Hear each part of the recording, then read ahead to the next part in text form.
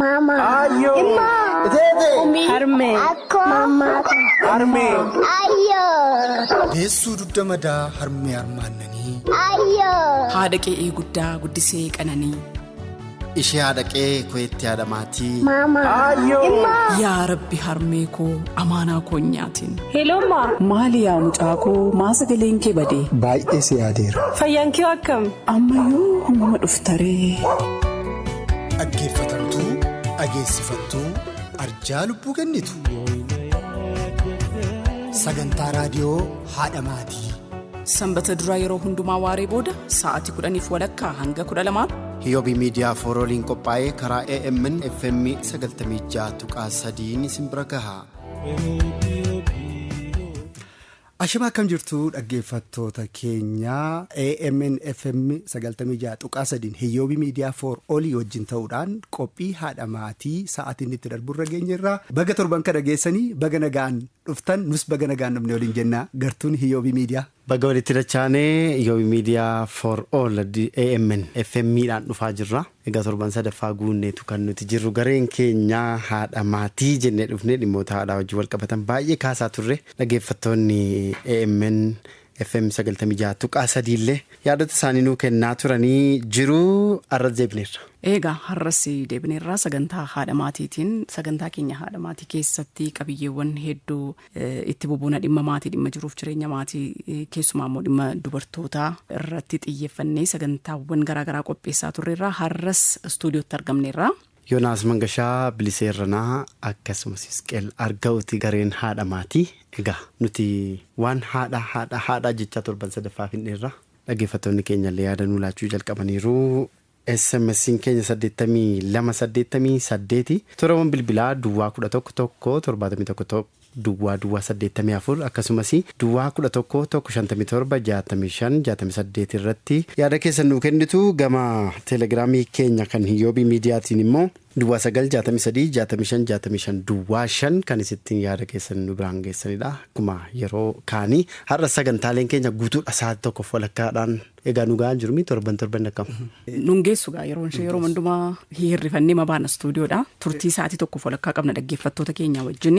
Sagantaa kana keessatti hiyoobii miidiyaa fooroolii yeroo hundumaa yeroo sagantaa isaa jalqabu waa jedha. Dhimma haadhaa irratti dhimma maatii irratti sagantaan keenya xiyyeeffata waan ta'eef ergaa tokko dabarfanneetu sana booda gara sagantaa keenyaatti darbina. Yeroo hundumaa akkuma jennu sagantaan kuni haadha maatii sagantaan haadha maatii haadha ishee ciniinsuudhaan deessee guddisuudhaaf ammoo qonqoo kootuun jedhin sabbata garaa isheetii gudunfattee ijoollee ishee guddifachuuf beeloftee bifa ijoollummaa isheetii dhabdee boqoo buuftee burjaajoftee borii ijoollee isheetiif ishee galaa keessoo ishee dabarteetti yaadannaa ishee jirtu immoo ittiin leellifannaa jennee sagantaa keenya eegalla. Haadha jenna yeroo baay'ee irra deddeebinee waa'ee haadhaa kaafnaa akkuma kanaan dura torbanoota 3 darban keessatti waa'ee haadhaa kontiiniitii yookiis akkuma kana beeksisuudhaanis ta'ee qabiyyee qophii keenyaa keessatti waa'ee haadhaa dubbataa turre irra deddeebine boris kan dubbannu ta'a.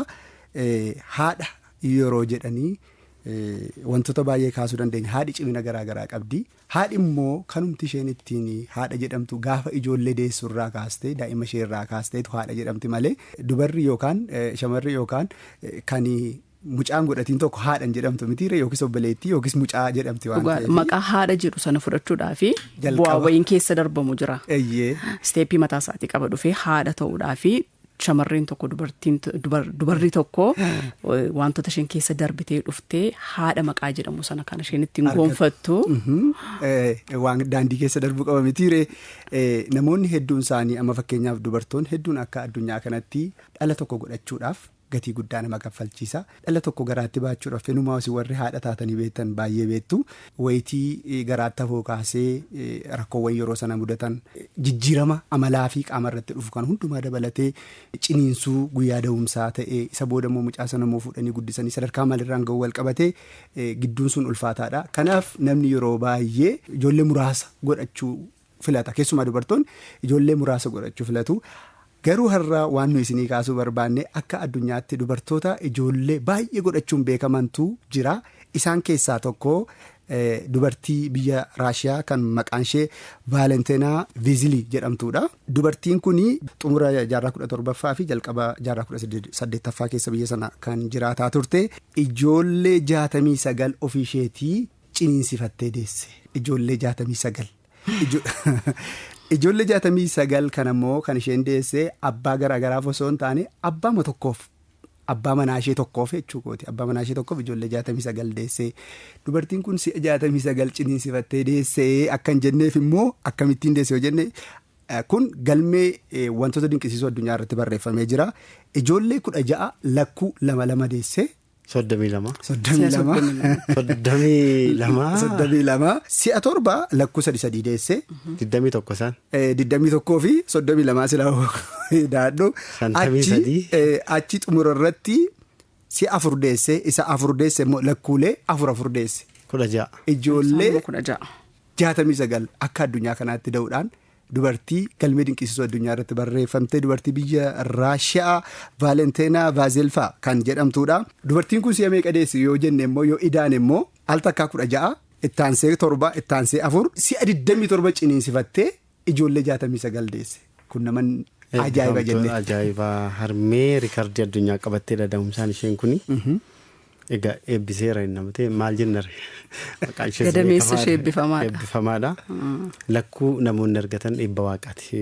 Lakkuu yeroo argatan eebba torbanii harmee tokko nusi waan lakkuu wajjin wal qabatu yeroo argatanii jette. Garuu nama hin jiru akkasumatti amma gaafa teessee yaaddu dubartii ijoollee 69 jechuun ciniinsuu sana keessa darbanii guddisuma isaanii iyyuu harma hoosistee guddisuu isa jedhamu gaafa yaaddu iyyuu dubartiin kuni. Nama seenaa ajaa'iba wayii hojjettee darbee seenaa biyya lafaa irratti iyyuu. Guddisa ishees egaa akkuma raajiiti wanta biyya keenyatti yeroo baay'ee lakkuun 3-4 yeroo mudatu namoonni lakkuu gaafa ta'an iyyuu rakkisaadha namoonni dhaqanii gammadu. Egaa guddisi isaanii tarii maatiitti cimuu danda'a garuu maqaan isaa immoo guddaadha. Maqaan isaa jaarraa 17ffaa mammaatti kaa'ara waan ta'eef dubartii beekamtuudha isheen lammaffaan nuti kaasuuf jennu.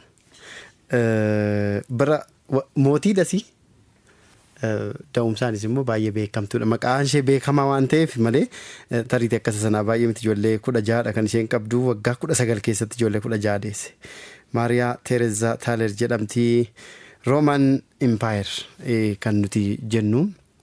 Hoolii Roomaan Impaayir kan jedhamu biyyoota Awurooppaa baay'ee of keessatti kan qabatu. Bara 1741 hanga 1780tti bulchite. Waggaa 40 bulchite jechuudha. Ijoollee 16 deesse. Maariyaa Tereesaan baay'ee dubartii beekamtuudha. Erga sanaan booda ilmaan ishee illee mootii ta'aniiru. Joosef Sekondiin Hoolii Roomaan Impaayir ta'ee jira jechuun mootii Roomaa isa beekamaadha. Maariyaa Antoonelii kan jedhamtu intalli ishee immoo Kuwiinii Fireensii taateetti. Egaa seenaa jaarraa waggaa 300 duraayyuu yoo ta'e dubartoota jajjaboo addunyaa keenyaa amma Awurooppaa keessatti beekaman taateetti jechuudha isheenis. Hojii ciccimaadha kan isheen hojjechaa turte biyya ishee keessatti keessumaa gama barnootaatiin barnoota naannoo isheetii guutummaatti fooyyessiteetti. Barnoonni sadarkaa tokkoffaa dirqama ta'e hundeessuun sirna barnootaa sadarkaa isaa eeggate naannoo ishee sana keessatti uumteetti biyya sana keessatti uumteetti dubartiin kun dubartii jabduudha baay'ee. Haaromsa isheen gootee guutuu Oostiriyaa keessatti sadarkaa dubbisuuf barreessuun akka dabaluudha kan inni gargaare. Sanaan dura hanqinoota turanii. Waa hubachuu, waa barreessuu, waa dubbisuuni gama kanaan namni sadarkaa sanaan barnoonni sadarkaa sanaan hin babal'anne ture gama kanaan dubartiin kun hojii bal'aadha kan isheen hojjette. Kana malees Maariyaa Tereezaanii haaromsa seeraatiin biyya ishee keessatti sirna seera haaromsuutiin seerota salphatan salphiftee sirna haqaa qabeessa ta'e hundeesteetti biyya ishee keessatti. Maariyaa Tereezaan dubartii baay'ee dubbatamee fi baay'ee dubartii jabduudha. Haadha taate. Biyyas bulchite waggaa 40 waraanota yeroo 2 biyya isheetti dhufe tokko waggaa 7 tokko waggaa 8 kan ture haalaan hoogganteetu mootii baay'ee cimtuu taateedha jechuudha. Sa'aatii keenya wajjin deemuudhaaf egaa amma numa jenna waan ishee waa hedduudha Awurooppaa keessatti dubartii beekamtu. Waa kaasuu dandeenya. Itti deebina wantoota isheen hojjette. Seenaa jiraatamee qabna. Seenaan jiraatamee keenya torbaniin seenaa jiraatame yeroo jiraatan kan nama dhukkubu yeroo himan kan bareedu jenne mitiire.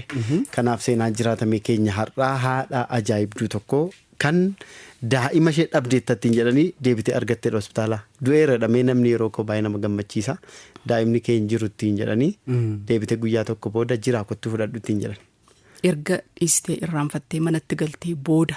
namni yaa'ee jajjabeesseen booda. Erga namni akka du'a gaheetti dhufee akka da'umsaa irratti gaafachuuttis dhufee mana isheetti gaggaafatee waan baay'ee erga darbee boodatu. Waaqni si jabeessu jedhee xumuree erga namni manatti galee. Ishee qofatu hin taane isheenis xumurtee maatiinis firoon hundumtu xumuranii ergi jedhame booda. Kottu fudhuttiin jedhani. Mucaan kun amma guddateera dubbifnee jirra. Seenaa ajaa'ibaatii dhaggeeffadhaa. Innis irraas waa baratamaa ogeessa sitti dubbifnee irra boodarra. Eessayyuun dhaqinaa AMN FM 96.3 irratti qophii adamaatii dhaggeeffataa jirtu nu faana tura.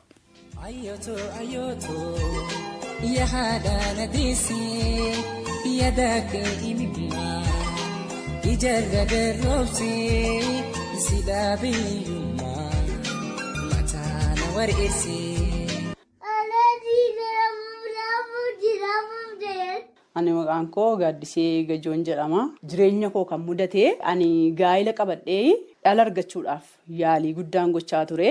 Garuu yaalii godhame sana keessatti milkaa'uu hin dandeenye. Ilaalamne gara koottis gara isaattis rakkinni tokkollee akka hin jirretti dookteronnis nutti himu. Sana hundumaa dabarsinee waggoota 7 kan ta'u keessatti si'a 10 ol garaa kootti naafee kan ba'u hundumaa utuma nobsu akka carraadhaa inni garaa kootti naafu ji'a 7 gaafa ga'u yaaliidhaanii ji'a tokko kaasee amma 7tti iyyuu nagaadha rakkoon tokko hin jiru naan jedhu. Iddoo garagaraatti gaafa yaalamus nagaadhuma waan tokko rakkoon hin jiru. Gaafa ji'a 7ffaa akka carraa milikkita wayii tokko argee gara mana yaalaa deemutu mucaan kee kuni nagaa miti. Mataan isaa lafee hin qabu bishaan duwwaadha. Dugdi isaa uraadha. Harkaan miilli isaa hin hojjetu jedhaniiti rifeerii tinaa barreessaa jechuudha. Dookteriin biratti ilaalamaa ture. Dookteriin barreesse kun akka lubbuu kee olchinuufi kanaaf ati lubbuun kee ba'uudhaaf sa'aatii 3 duwwaa qabda. Kanaaf dafnee si yaaluu qabna mucaa ajjeesneeti si oolchinaa naan jedhan.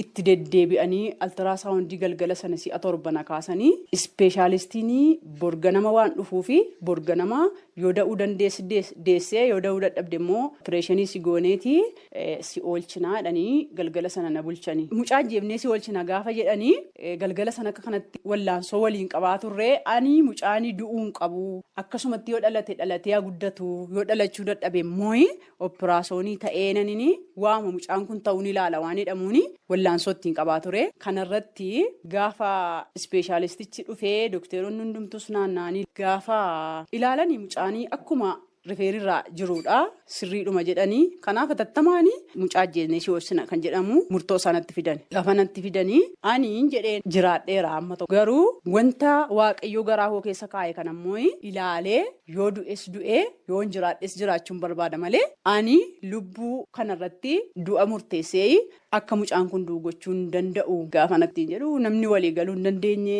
maatiinis walii galuu hin dandeenye dookteronnis na oolchuudhaaf yaalii guddaa godhanii yaalii isaan godhan kana keessatti baay'ee waliin falmii guddaatu ture.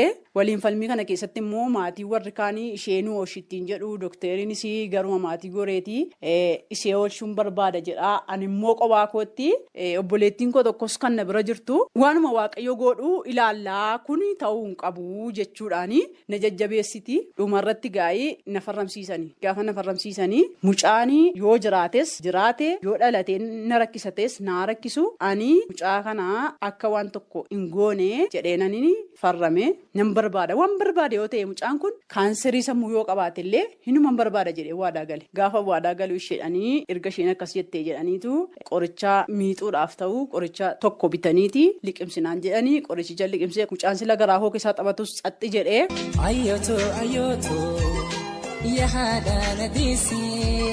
Sa'aatii 10 walakkaatti na liqimsiisanii bari'ee sa'aatii 4 walakkaatti dookteriin dhufee haaraa kaasee marfee ciniinsuu naa kenne gaafa inni marfee naa kennu sa'aatii 4 walakkaatti nan da'a. Isan da'e kana mucaa gaafa narra godhan si'a tokko boo'uusaa dhaga'eera. Fanii immoo bakka mucaan kee du'eeraati. Waan tokkoyyuu jabaadhu abdii keen kutatini jedhanii gaafa dhufanii na jajjabeessanii baay'een gaddee baay'ee natti dhaga'ame. Namni tokkollee natti darbee na haasofsiisuudhaaf na sodaataniiru waan ta'eef falmii ta'amaa ture kana keessatti ani mucaa kana arguun barbaada jedheenii murtoo baay'ee ofirratti fudhadhee garuu murtoon sun akka yaadinaa hin taane kan jedhamu waan yaaduu fi xiqqoo natti dhaga'ame. Egaa achuma keessa nan ture 11 gaafa ga'u amma gaa'ii galuu hin dandeessaa mucaan kee du'eera waan ta'eef amma galuu hin dandeessa gaafa naan jedhanii egaa du'aa mucaa kanaa dhaqee ilaaluu reeffa isaa fudhachuu barbaadan gamaatiin. Ani waa'ee reeffas waa'ee maalis waan tokkollee yaadeen beeku. Nuuni egaa sa'aatii 11 taanaan gara mana keenyaatti gallee gaafa gara mana keenyaatti gallu harka nu eegaa ture waan ta'eef namni yaa'ee maal jedhee buna danfisanii maalidhanii nu jajjabeessanii manni gaa manuma boo'ichaa ta'ee hundumtuun boo'a nus hin boonyaa namni hundumtuullee gaafa dawwalee nu gaafatu ani afeeraa mucaan garuu hin jiru jedheenanii yaada kennaa utoon kanaan jedhu gaa'ii obboleessi koo kun akkasidha mucaa kanaa reeffa isaallee naa kennaa gaafa inni ittiin jedhu gaafa dhaqanii ilaalanii mucaan kun lubbuun keessa jira garuu kaartoonii keessaa hin boo'a lubbuun keessa jiraachuusaa gaafa argu sa'aatii 4:00 dhalatee amma sa'aatii 10:00 kaartoonii keessa ture isaan achitti hafanii oksijiinii jala galchuudhaaf illee wallaansoo guddaa keessa turan egaa isheedhaan du'eeratti hin jenneerraa kanaafiyyuu mucaan kun ishees hin fayyadu namayyuu fayyaduu hin danda'u nuun immoo akka seeraatti nama wanta akkasiidhaa irratti argame yaalii biraa gochuu akka goonuuf nuun ayyamamu kanaafiyyuu dhiisaa rakkisinaa jedhanii gaafadhan obboleessi koo kun otoo waan barbaade ta'ellee amma lubbuun keessa jirutti farramteetti isheenii waan barbaade yoo ta'e mucaa kana nan barbaada jetteetti waan ta'eef mucaa kanaaf yaalii barbaadan gochuu qabdu jedhee hundumaan gaafa inni giddisiisu mucaa kana gaa'ii gaafa dhaqanii fuudhanii xaxxaraganii maal jedhanii annuuranii utuu annuuramin illee sa'aatii amma kana ture mucaa kana annuuranii maal jedhanii gaafa inni isatti kennanii isuma inni fuudhee oksijiinii jala geessuu dhaqillee harkaa fuudhuudhaaf fedhan godhanne jechuudha maaliif wanti kaardii isaa dubbatuu fi haalli mucichaadhaa waliin fakkaatu inni ilaalamne garuu gaafa ilaalamu immoo haalli isaa waliin fudhatu waan ta'eef maaliif akka nama barateetti yaaddanii jedhaniitu isaan rakkisaniitu mi'as deebii jedheenii adaraa mucaa kana narkaa fuudhi boru waan inni ta'u hin beektu narkaa fuudhiiti oksijiinii jala naa galchiittiin jedha obboleessi koo kun yaada kana hundumaa ergoon hundumtuu darbe yaada inni naa kennedha jechuudha kan inni dubbachaa jiru kun.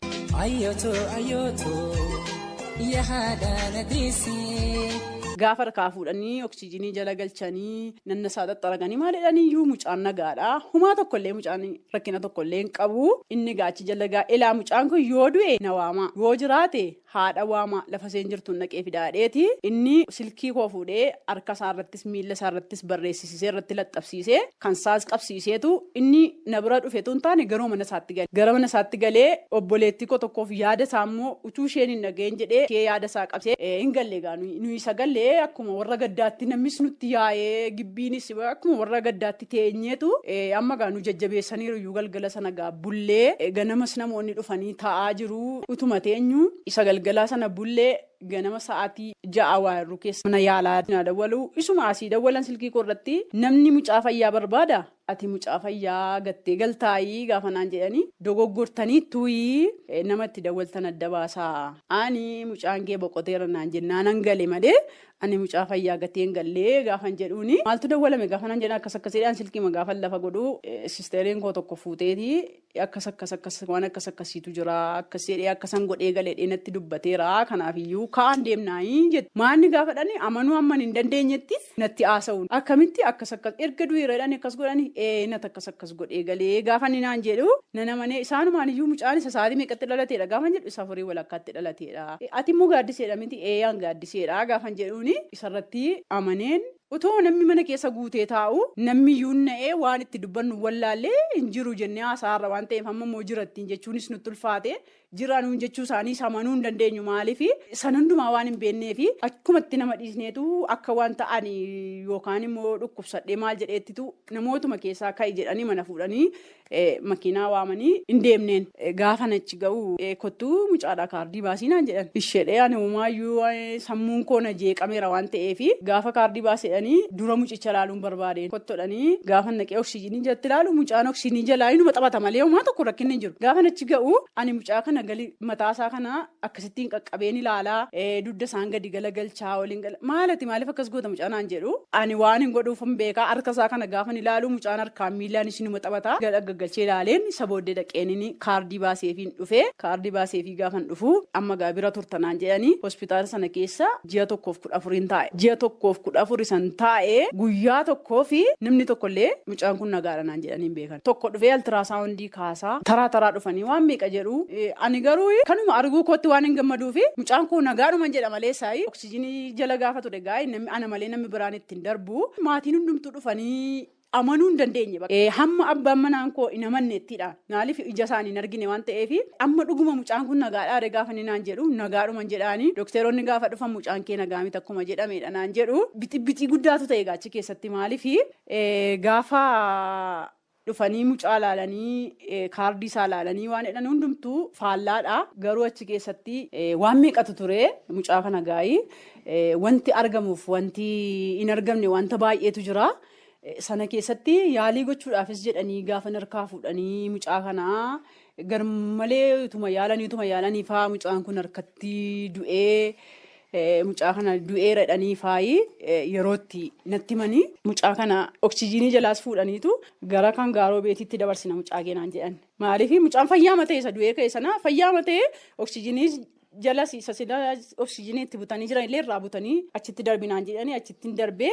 Gaafa achitti darbu immoo achinan ture yaaliin godhuufi sa'aatii 6 dhufanii rifeerii qaba mucaan kee deemna naan jedhu amma gaan deemuun jedheen eessayyuu naquanii maaliif gaafa nasii ba'e iddoo barbaadetti kadhadheellee mucaa kana yaalsisuu nan danda'a waan ta'eef hamma waan barbaachisaa ta'e duwwaasitti yoo oksijiinii barbaada ta'e oksijiinii irra naa godha yoo waan biraa barbaada ta'e yaalisa barbaachisu naa godha malee rifeeriidhaaf eessayyuu naquu jedheen rifeerii isaan naa barreessaa turanis hundumaayyuu sakaanii afee inni kaan immoo harkatti hafee akka kanatti mucaan koo yaalii wanta sun irratti barreeffame illee dhugummaa isaa jechuun dhaqeesii sammuun isaas opereeshinii hin taane waan hundumaallee wanti irratti barreeffame suni hin ilaalamne jechuudha. Sanarratti mucaa kana immoo gaafa guyyaatti maal ta'a mucaan kun yoo rakkina kana qabaate maal ta'a jedhee gaafan gaafadhu mucaan kun tokkollee umuriin isaa kiiloon isaallee dabaluu hin danda'u. Inuma laaltaa jijjiirama sin agarsiisu kana irratti ilaalta jedhu gaafa. Kiiloo isaa laalanii si'a tokkoon dabalaa si'a tokkoon qannasaa.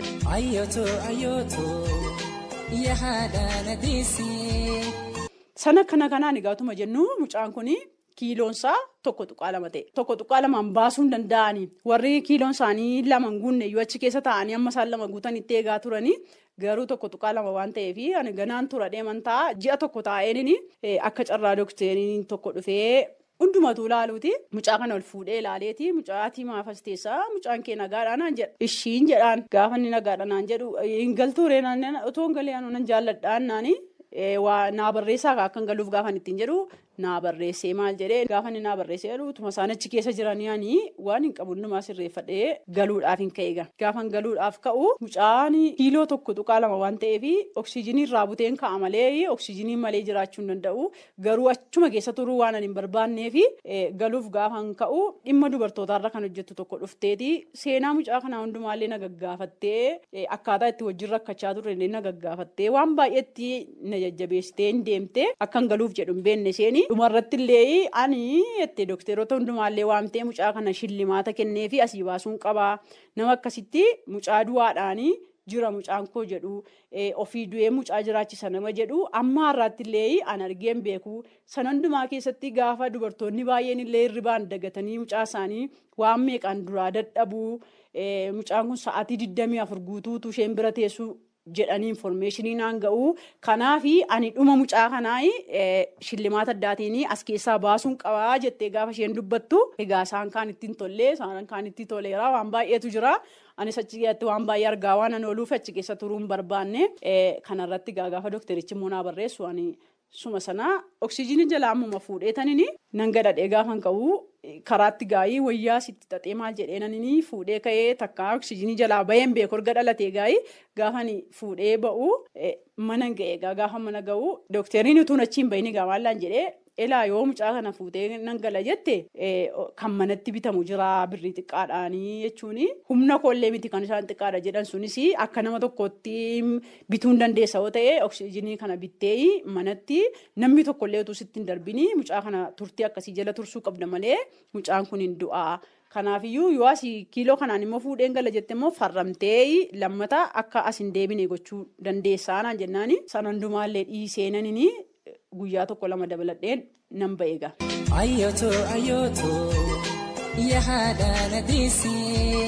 Gaafan galu immoo mucaanii manatti gaafan galu qilleensaa wajjinis waliin beeku inuma du'e mucaan kun deebi'een harkatti gaafa du'u waan hin godhu wallaalee gadi galagalchee ol galagalchee waan hin godhu wallaaleen mucaa madu'aa kana fuudheenanii laphee korra kaa'een Bidilibsii ofirra tuuleenanii calluma dheeraa akkasitti ciisee bakka inni du'ee bakka harkatti naannoo sa'aatii lama ol akkasumatti inni calluma dheeraa laphee korra kaadheen taa'ee utuman jedhu laphee korra tuma taa'u si'a tokkotti hirqinfatee erga gaafa sanaatii amma har'aattillee mucaan koo nagaadha. Mucaan kun baay'ee nama fayya qabeessaadha. Yoo immoo mucaa kana deebitee cheekii gooteettaa akkamitti akka kanaa sooftaa naan jechuu dandeessu. Garuu mucaa kana kan inni ittiin cheekii godhee yaala biraadhaan utuu hin taane ija koon kanan argu mucaan kun hin taa'u jedhamee hin taa'ee hin daa'imu jedhamee hin daa'imee hin deemu jedhamee hin deemee hin dubbatu jedhamee hin dubbatee sana hundumaadha kan inni irratti fayyummaa isaa amansiifadhee garuu erga gaafa sanaatii kaaseeyyuu mucaan koo hammarraatti nagaa isaatii amma mucaan kun waggaa 3 ji'a 5 ta'eera ammarraatti illee nagaadha. Maal kenna? Kuwaasi moo? Kuwaasi kenna?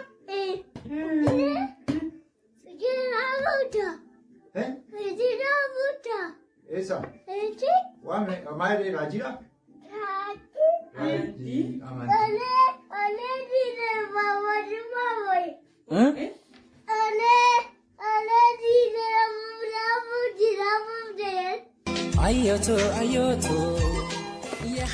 Ajaa'ibaati seenaa jiraatame jechuun gaa seenaa jiraatame jechuun yeroo jiraatamu kan dhukkubu yeroo himan kan namatti toludha. Harmee Gaaddisee Gaajoo baga Rabbi si gargaare ittiin jenna. Kana keessatti jaalala harmee abdii kutachuu dhiisu harmee arginaa jechuudha. Harmeen akka fedhe yoo ta'e ogeessi maal yoo jedhe dhala isheerraa abdiin kutattu dhalli ishee miila hin qabus ittiin jedhan harka hin qabus yoo jedhe ogeessi waan arguu hin dubbatamti ogeessi dubbachuunis dirqama isaati sababii ta'eef garuu haati abdii kutannaa waan jedhamu gama dhala isheetiin akka hin jirre seenaa kanarraa hubadhe. Jaalalaadha jechuunis kanuma. Ani immoo akkuma isin jettan bukkeedhaan maalan yaadaa jira. Ogeessota fayyaanii taa'ee yaadaa jira oolmaa isaanii gochaa isaan uummata kanarraa qabaniin jedha. Sa'aatii ulfooftu yookiis garaa ishee tafuurraa kaasee. Keessumaa doktoroota haadholii deessisan. Hanga isheen sadarkaa da'umsaarra geessutti hanga isheen mucaa ishee hammattee mana isheetti galtu mana isheetti galtellee yoo rakkoon jiraatellee kan hin nuffin halkanii guyyaa kan dhama'an. Wantoota amma isheen dubbatte waa muraasa isteeppiiwwan kana yookiis immoo sadarkoota kana hundumaa keessatti kan ishee duukaa dadhaban ogeessoti fayyaa baay'ee majajamuu qabu jaallatamuu qabu jedhee yaadaan. Hawaasummaa jireenya hawaasummaa ogummaan hin qabne baay'ee isaan kan itti gadda maatii isaanii gammachuu maatii isaanii yeroo gaarii maatiif hawaasummaadhaaf kan hin qabne ogeessota fayyaatti dhugaa dubbachuuf halkanii guyyaa hojjetu. Sana duwwaa miti. Iddoo baay'eetti argiteetti yoo ta'u mana qorichaa keessatti isa ta'u buufataalee fayyaa hundumaa keessatti doktoroonni jiranii dubartiin keessumaa ciniinsurra gaafa jiraattu maal akka dubbattu hin beektu. Inni kaan hin arrabsaa. Inni kaan aarisa mana isaatti aarii dhufee isaan irratti ba'aa. Inni kaan bakka. Kan dha'uyyuu jira. Darbee. Doktoroota yeroo hundumaa itti kakatan hin argina meeshee waa taatu. Akka waan lubbuu eegu garuu naamusii ogummaan barnoota isaaniillee dheerata kan isaanii. Sanandumaa dandamatanii. Sanandumaa dandamatanii kana gahu. Seenaa kana keessattis gahee isaan taphatan guddaadha. Egaa. Wanti isheen himte baay'een isaa gama seetiin himte ogeessonni wanta ilaalan qabu kanarratti nus dooktarii gaafanneerra yeroo baay'ee mana yaalattuu argiteetta ta'e dheekkamsa baay'isaa dhibamaan yookiin maatiin nama dhaqe sanaa jechuudha. Of jibbee dhaqee kaa. Of jibbee dhaqee dafee fayyee deebi'uu barbaada. Isaan immoo itiksiima yookaan naamusuma ogummaa isaaniiti waan ta'eef qabbanaa'udha. Nama wargamee lubbuun keessaa bahuuf jedhu kana homaan jedhu ni laallasiin jedha. Sadarkaa isaa beeku qaba. Ati ho'iftee gahaa dubbattuu isaan malumaan sii deebisu. Yeroo sana nama gara jabeessa namaan ho'ine wayii sitti fakkaata. Kana irratti garagarummaa jira waan ta'eef asiin yeroo namni dhibamaa fuudhee dhaqee waa biraa dubbatu ogeessonni waa biraa dubbatu. Kana ilaalchisee egaa dooktarii wajjin gaaffiif deebii taasifneerra. Torban darbe waan da'umsaa wajjin wal qabatu irratti yaadanuu kennan amma immoo naamusa tajaajilaa yeroo mudannoowwan akkasii irratti torban kana gaafanneerra. Dhimmi isa dooktarri ergi yaada isaa kennee booda immoo dhimmi dubartoota bulchiinsa magaalaa Finfinnee immoo dubartoota irratti rakkoon garaagaraa akka hin uumamnee fi akkamittiin deeggaraa jira akkamittiin tumsaa jira. Kanaaf kan dhimmi dubartoota magaalaa Finfinnee nu dubbatanis gara boodaarra kan dhiyaatu ta'a jechuudha. Kana lamaan walitti aansinee isaaniif dhiyeessina. Egaa dhaggeeffattoonni keenya tarii seenaa kana dhaggeeffachuu qofa osoo hin taane mana yaalaatti wantoonni akkasii yeroo mudatutti akkamittiin keessummaa'uu qaba yookaan immoo mirgi isaan qaban dirqamni isaan qaban ogummaan kun maal fakkaata akka isaan dhaggeeffataniif jenneetu isa isin dhaggeeffachiifnee boodarra walitti deebina walitti aanee isinii dhiyaata nu faana tura.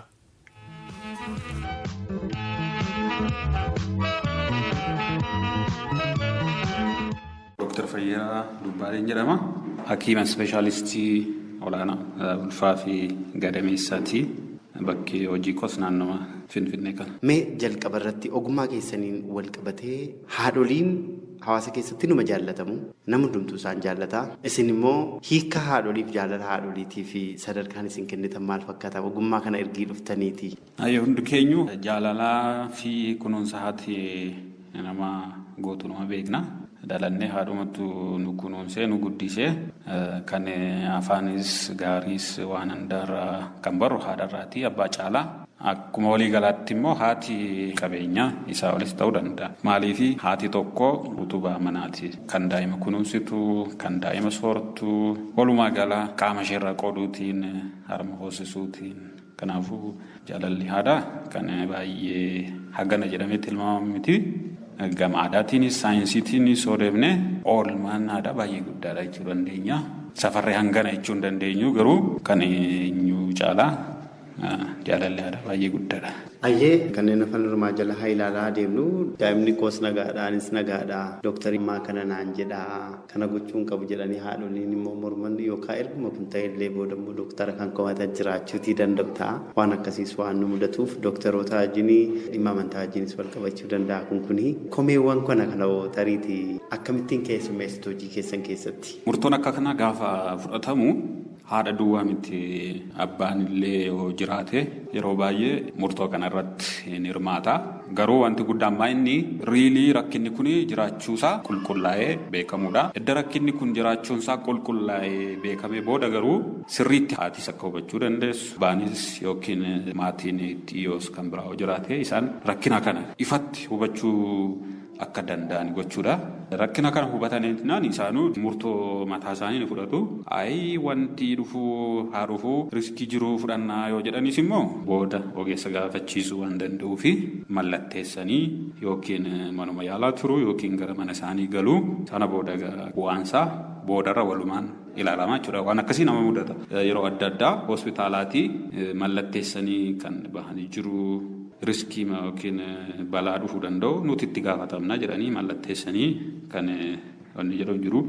Garuu naanna'ee uumarratti waansaa wanta gaariin ta'u. Hayyee dooktarri gara jabeessaa dooktar tariitii ogummaa keessanii wajjin wal qabatee itti bartaniitu moo wantoota tokko mana yaalaa gaafa dhaqu akka waan dooktariin gara jabeessa ta'etti ogeessonni fayyaa gara jabeessa ta'anitti nama dheekkamaniitti dubartoonni kan isaanii komatan. Tarii ishee kana gidduutti waan tokko gara jabina moo ogummaa keessantu akkuma kana gootan godha waan tokko deebii yeroo laattan yeroo harmoolitti dheekkamtan ciniin suuratu jiranii ni mul'ata.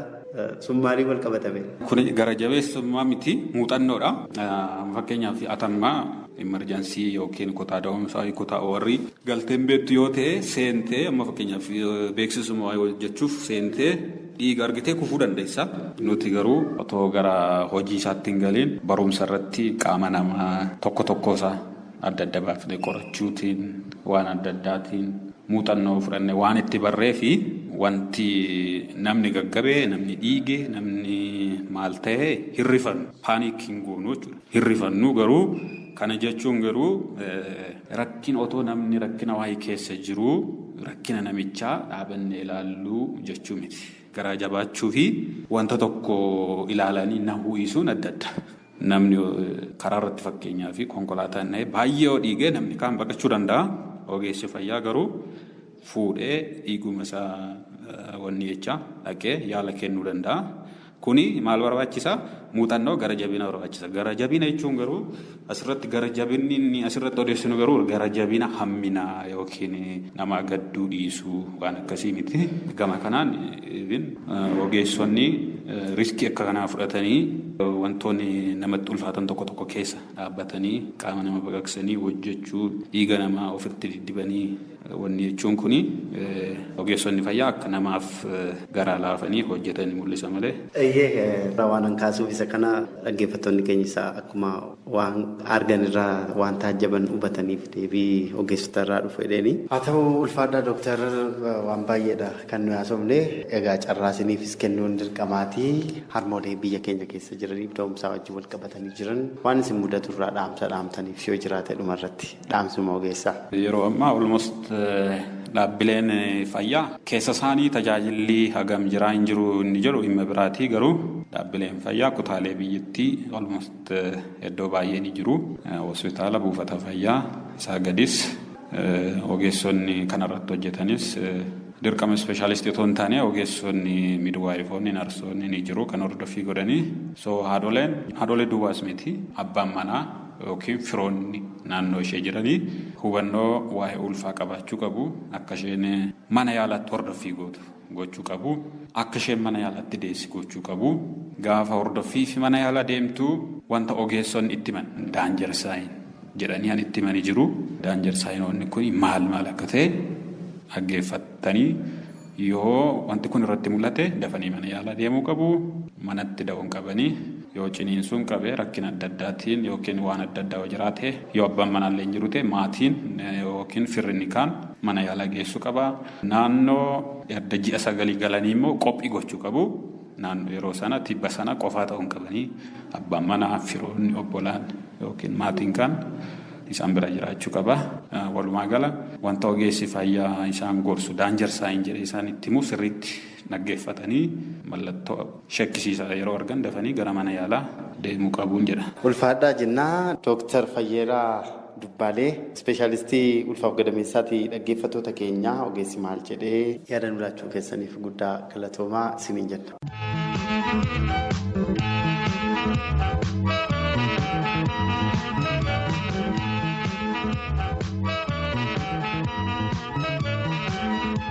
Mee maqaa keessan nutti himuudhaan dhaggeeffattoota keenyatti of beeksisaa.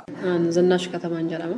Biiroo dhimma dubartootaaf daa'imman fi hawaasummaa Finfinneetti itti aantuu biirootiif itti gaafatamtuu damee dubartootaati. Karoora mootummaan gadi buusee hordofuudhaan biirichi dhimma hawaasummaa dubartootaa fi daa'imman irratti hojjeta. Sadarkaa fi haala jireenya dubartootaa kamirratti irra xiyyeeffata? Guyyaa dhaloota irraa jalqabee amma namni boolla keessa galutti amma awwaalamutti hojjeta. Guyyaa dhaloota irraa kan ka'u daa'imman irratti amma garaa keessa jiran irraa kaasee hojjeta. Dubartoota irratti hojjeta. Qaama miidhamtootaa fi namoota ko'eessa ta'an homaa hin qabne jechuudha. Isaan irratti illee hojjeta. Gaafa namoonni ko'eessa ta'an kun sababa adda addaatiin miidhaman illee namni isaan awwaalullee yeroo dhabamutti amma kaasnee awwaalutti illee hojjenna jechuudha. Kanaaf biiroon keenya namarratti kan hundaa'e ilmoo namaa tajaajiluudhaaf kan hundaa'edha. Dubartootaa fi daa'imman irra rakkoon yoo qaqqabe qaamni dursee leencaa taphatu biiroo keessan jedhamee amanama. Rakkoon akka hin mudanneef ittisuu irratti jechuun dhaabbilee biroo keessatti maaltu jira jedhanii dursanii ittisuu irratti maal fakkaattu? Gara dubartoota gaafansi dhufu dubartoota irratti karaa lamaan hojjenna.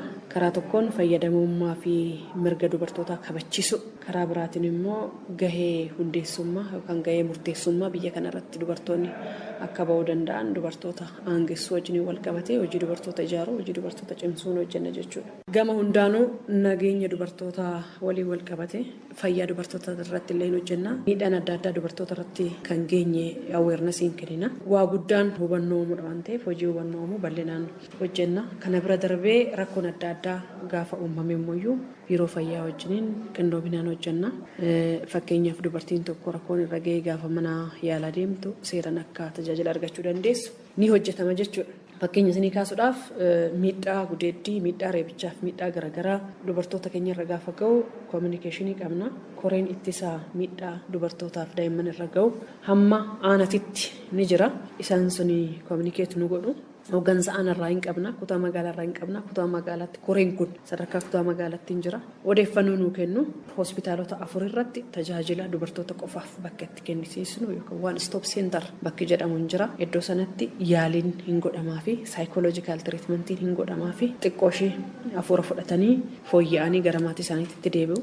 Rakkoon yookaan immoo dhiibbaan isaan irra ga'e maatii keessaa yoo ta'e immoo gara maatiitti hin deebisnu. Dhaabbilee adda addaa ofii keenyaaf iddoo tursiisaa akka birootti hin qabnu garuu waldaan dubartoota Finfinnee iddoo tursiisaa dubartootaa fi daa'imman miidhaan irra ga'ee dhufu ni qabu. Isaan sana wajjin qindoominaan hojjenna. Achi tursiisneet carraa hojiis kan uumamuuf qabu carraa hojii nuufnaa araaraan sirreessuu kan dandeenyu qaamni isaan miidheemmoo kan seeraan gaafatamuu qabu yoo ta'e seeraan akka gaafatamu hamma sadarkaa saniitti poolisii wajjiniin abbaa alangaa wajjiniin biiroo fayyaa wajjiniin qindoominaan hojjenna jechuudha. Kanaaf dubartoota keenyarraa gaafa balaan qofa yookaan miidhaan qofa ga'e tajaajila kennuu qofa osoo hin taane akka miidhaan irra hin geenye hojiin hubannoo maasiivlii hojjetama. Sana bira darbee koreewwan duratti sii kaase kun qaamolee adda addaa wajjin qindaa'uudhaan halkan tokkoof bakki nama tursiisuu danda'an yookaan dhaabbilee adda addaa waajjira poolisii waajjira bulchiinsaa waliin qindoomuudhaan haalli itti tursiisan illee hin jira jechuudha. Fakkeenyaaf odoo rakkoon isaan irra hin ga'in odeeffannoo yeroo argatan fiiganii deemaniit ijoollee humna hin qabne ofirraa dhoowwuu hin dandeenye illee yoo ta'e maanguddoollee yoo ta'e dubartoota illee yoo ta'e gara ofiitti fudhataniit rakkoo sana jalaa akka darbuu danda'an gochuu wajjin wal qabate hojiin hojjetamuu baay'eedha jechuudha.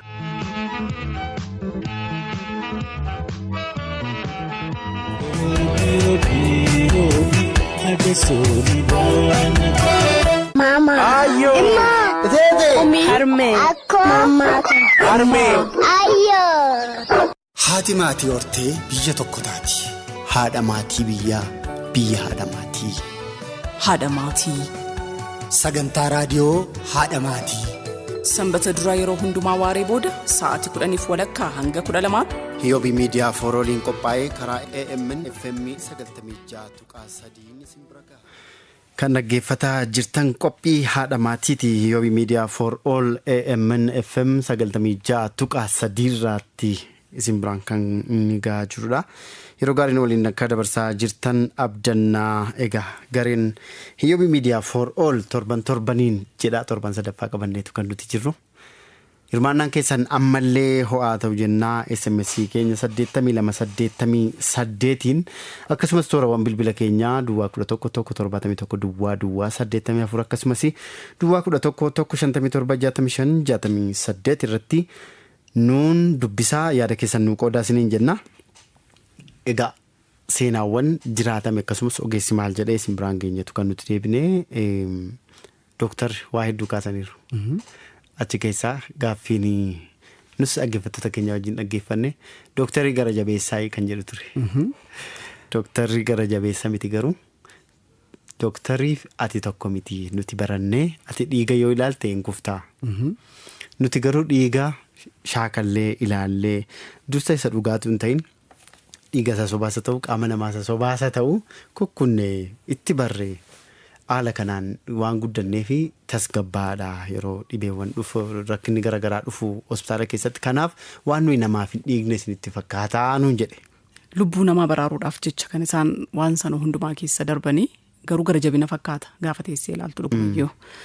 Gara jabina miti garuu mitiire. Sila waan ati kaaste keessatti inumaayyuu ati qabatamaadhaan beekta jedheen irra deddeebi'ee dubbachaa jira. Dubartoonni gaafa ciniinsuudhaa fi hospitaala galan yookiis immoo dhaabbilee fayyaa gaafa deemanii haalli yeroo sana jiru waan isaanii isa dhugaa irraanfachiisa. Maalummaa isaanii isa dhugaa irraanfachiisa. Maaliif dhukkubbii baay'ee waan qabuuf jechuu kooti. Keessumaa namni yoo waan baay'ee nama dhukkubu tokko ibsuu yoo barbaade ciniinsuudhaan ibsamaa jedhu namoonni tokko tokko waan ta'eef kan hundumaa danda'anii ogeessonni fayyaa haalota yeroo sana mudatu sana rukutamuullee arrabsamuullee kan hundumaa danda'anii nama kana oolchuudhaaf fayyaduudhaaf. Jireenya hawaasummaa isaanii faadhiisanii deemamma fakkeenyaaf nama mitiiree isaaniis nama keessa jiraatu waan ta'eef gaddi isaan mudachuu danda'a, maatiin jalaa dhukkubsachuu danda'a, rakkina haala garaagaraa keessa jiraachuu danda'u. Sana hundumaa dhiisaniitu haati tokko da'uuf jetti jennaan bakka sanatti haadha sana gargaaruudhaaf wanta irra jiran sanarraa ka'anii dhaqaniiti kan isaan gatii baasan. Kanaaf kan akka doktariidha waa'ee haadha gaafa kaastu waa'ee doktoroota haadholii deessisanii kan isaan caalaa galateeffamu jira jedhee yaadan. Eeyyee kanuma duukaa maaltu jira sitti fakkaate nuti namni tokko gaafa mana yaalaa dhaqu doktarri achi keessaa hojjetu yookiis immoo ogeessi yaalaa achi keessaa hojjetu sun hunda beeka hunda danda'a. Kan jedhutti yaadna maaliif namni sun fiilingii yookiis namummaa akka qabume nama akka ta'e ittillee yaadu maaliif namni tokko yoo arrabsame yoo wanti hin barbaachifne ittiin jedhamne yoo beelee sa'atii beela isaatiittillee yoo laaqanaafillee yoo inni gadi ba'ee maaliif baata jennee akka waan nama hin taane hafuura wayii ta'ettillee yaadutu jira beektaa so kanarrattillee namni yaalamuuf gaafa dhaqu dokteeronni kun. Tokkoffaa dhukkubni keenya sadarkaa maaliirra akka jiru sadarkeessuu danda'u ilaalaniis ta'u qaqqabatanii sadarkeessuu danda'u ergi sadarkeessanii booda nuun yoo nu dhukkubeellee obsinee akka isaan dhimma keenyaaf furmaata kennanii fi eeggachuun mariisisuun tasgabbaa'u yaaluun wajjin haasa'uun dirqama keenya ta'a jedhee yaada akka nama maamila yookiis akka dhukkubsataa tokkotti jechuudha. Egaa amma. Wanti nuyi amma ilaalaa jirru muraasa kaafnee darbuuf waan hawaasummaa keessa jirudha malee mana yaalaatti rakkoolee garaagaraa nama mudatan immoo tariitii hanqina naamusaa wajjiniin wal qabatee tariitii doongoraa ogummaa wajjinis wal qabatee waan jiru dhimmoota kana irratti immoo to'annoon hin jira gama biiroo fayyaatiin kan magaalaa Finfinnees akka ministeera fayyaattis biyya kana keessa immoo gama seeraatiin ogeessonni hanqina akka isaan hin mul'ifne dhaabbilee fayyaa guutuu ta'anii akka isaan hawaasa tajaajilaniif hin hojjetama. Kana irratti immoo dhiibbaan rakkoolee yoo jiraate biiroon dhimma dubartootaaf daa'immanii immoo akka bal'inaan hojjetu dhimma akkasii irrattis kaafneetu kan nuti jirru tuttuqnee darbuu fi kanaa jechuudha. Egaa namoonni yeroo mana yaalaa dhaqan dirqama isaanii beekuu qabu. Akkasumas mirga isaanis beekuu qabu. Doktorootatti ogeessotatti yeroo dubbatan yeroo deebisan waan isaan jedhan raawwachuu irratti waan isaan gochuu qaban doktoroonni waan gorsan ogeessonni fayyaa waan gorsan kana sirriitti qabataniitu ofii isaaniitis socho'uu qabuufi hir'ina isaanii akkas ta'e jennee yeroo kaafnu seenaa jiraatame ulfaataadha. Miiran nama sanaa qooddannaa garuu dhugaan gara ogummaatiin jiru immoo maal fakkaata isa jedhusi kaasaa deemuu barbaanneet jechuudha akka ittiin dhaggeeffattoonni keenyas akka isaan nu hubatan. Asirratti maalan siin jechuu barbaade yeroo ta'e tokkotu ogeessa fayyaa tokkotu natti hima haadha manaa nama ta'etu dhukkubsatee isa bira dhaqxi. Isa booda doktorri kun maal godhaa karuma marfee waraanuu qabu karaa luqqeettu isheerra marfee waraane. Isa booda turtiidhaan fayyinni argama mitiiree achi geessee maal jettii nan du'a abbaan manaan koo sila gaafa manaa ba'e. Mataa keessi dhukkuba waan ta'eef mataarra si waraanuu qaba ogeessinaan jedhee mataarra waraanamuu taanaan hin fayyuu nan du'a malee naan jettee kanaafuu furmaatan gochuu qabu maalii jedhee yaadee maaliif fayyinni namaa inni guddaan dhukkuba sana qofa osoo hin taane saayikoloojikaalii sammuus fayyuu qaba mitiiree namni fayyaadhaan jedhee of ilaaluu qaba waan ta'eef maal gochuun qaba jedhee yaadeetanii wanta bishaanis ta'uu danda'a wanta homaa tokko miidhaas faayidaas hin qabne karaa isheen jettanii. Waraanee jechuun waraaneen dhiisee isatu beekama mala sananii irratti intinaa godhee isa booda maal taate nan fayyee bakka abbaan manaa koos akkas naan jedhe nan fayyee kana jechuun amaloota akkamiitu namni danda'a. Mana yaalaa keessatti yeroo keessumaa waan nuti ogeessota irratti qabnu ilaalchi nuyi qabnu beekumsi nuti ogummaa sana irratti qabnu murteessaadha jechuudha. Ogeessota keenya amanuu jaallachuu kabajuu waan isaan jedhan ajajamuu fi akka qabnu akka fakkeenyaatti amma fakkeenyaaf manneen yaalaa keessatti hanqinni meeshaalee faan jiraata. Sadarkaa biyya keenyaa wajjin humna biyya keenyaa wajjin amma yoo ilaalte bakka hundumaatti hospitaalota hundumaatti keellaa fayyaa hundumaatti meeshaaleen dhimmoota kanaaf barbaachisan guutuudha jennee hin dubbannu. Hanqinoota sababa sanaan dhufan illee doktoriirra kan inni kaa'amu. Kanallee dabarsanii yaadanii hubatanii doktoroota sanaaf kabaja malu kennuun nama tokkoon nama dirqama isaati jedheeman yaadani. Eegaa kabajuu ogeessota kabajuu yeroo isaanii nuu kennanii dhugaa dubbachuuf seenaa doktarii tokko fiilmii irratti kanan arganis awwaala mucaa isaatiirra jira. Mucaan jalaa dadhabee ture. Asii doktariin dhufuu didee akkam jedhee abbaan warra nan ajjeesedha. Achi dhufee doktariin irraa qabee namni nan ajjeesa sani mucaan koo yoo du'e ani nan ajjeesa doktarii kana jedheetu fiilmii dhagaa. Diraamaadhuma waan mudachuu maludha waan ta'eef. Erga sanaan booda ol seenee yaalee fiitu mucaan keessi fayyeera maal jedhee yeroo inni deebi'u mucaa isaa awwaalaa ture achirraa dhufee gaafattiin jedhanii baay'ee qaana'e. Awwaalcharra dhimma hawaasummaa isaan manaa qaban rakkoo isaan manaa qaban illee hin beeknu yoo ta'e maal dooktar rakkoo na gargaarii jennee taasawurraa achuma naannoo sanaa dheekkamsaan komiidhaan yookaan baay'ifnu ta'e tarii isaaniis akka isaan jeeqaman nama waan ta'eef akka isaan jeeqaman gochuu dandeenya of eeggannoo gochuu qabnaa jechuudha. Hayyee kanumaan walqabatee sila waa kaasnee turre dubartooti waan da'umsaa walqabsiifne waan ta'eef yeroo da'umsaa dubartoota baay'ee akka addunyaatti da'aantu jiru jennee namoota muraasa kaasnee turre. Xiqqoo addaan isaan jalaa kunne yeroo keenyaan eeggachuuf jennee isa xumurruuf miti ree? Isa xumurruuf jechuu barbaadeeni sila Vaalenteenaa kan jedhamtu lammii Raashiyaa si'a 27 deesse ijoollee 69 qabdii jedhee irra deebiisii yaadachiisuudhumaa fi isaan kan immoo kan deesse lakkuu 16 deesse lakkuu 3 si'a 7 deesse lakkuu 4 si'a 4 deesse walumaa gala si'a 27 ciniinsifattee jechuu kooti. Ijoollee 69. Ijoollee 69 horatti akka addunyaatti jennee kaasneerra achi as dabartee ati immoo sila waa'ee Maariyaa Tireezaa kaasteetta. Maariyaa Tireezaan mootii turte mootummaa ishee kana keessatti illee ijoollee 16 akka horte bara aangoo isheetii immoo ijoollee kana da'aa ijoollee kana godhachaa immoo wantoota gaggaarii biyya isheetiif akka waggaa 40 biyya ishee guddiftee addunyaa irratti dubartii bulchiinsaanis beekamtu jijjiirama hedduu fide jennee turre isaan wal qabatee maal jennee dubartiin kun wantoota isheen bara sana keessa hojjettu waan gurguddaa keessaa tokko waa'ee fooyya'insa dinagdee wal qabatee jechuudha. Yeroo sana biyyoota Awurooppaa kana keessa bushaa turte naannoo Oostiriyaa, Hangarii biyyoota yeroo sana Roomaan kana walitti qabdee bushaa turte. Dubartiin kun maal jette maal irratti xiyyeeffataa turte dinagdeen Awurooppaa akka guddatuuf biyya isheen bulchaa jirtu garmalee akka guddatuuf maal gochaa turte hojii qonnaa jajjabeessaa turte. Dinagdee malli guddisu keessaa tokko qonnaadha jettee waa yaaddu qonnaa irratti hojjetaa turte.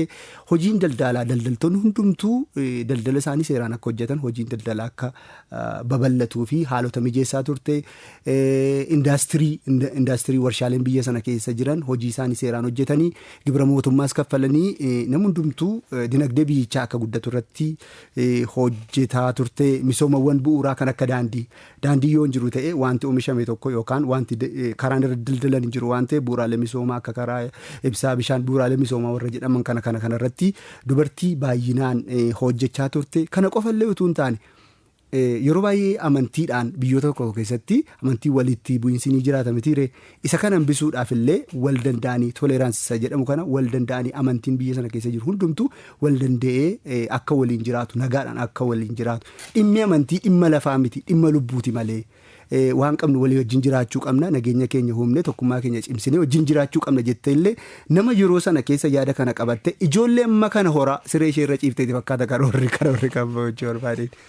Haadha ijoollee 16 jabduudha. Maariyaa Tireezaan kana duwwaa miti kan isheen hojjette biyya ishee keessatti seera siivilii waliigalaa uumuudhaan impaayirichaa fi bu'uura seeraa wal fakkaataa ta'e kan uumteedha dubartiin kun. Kana malees immoo dubartii jabduu sirna gibiraa fi sirna faayinaansii biyyattii illee sirreessiteetti.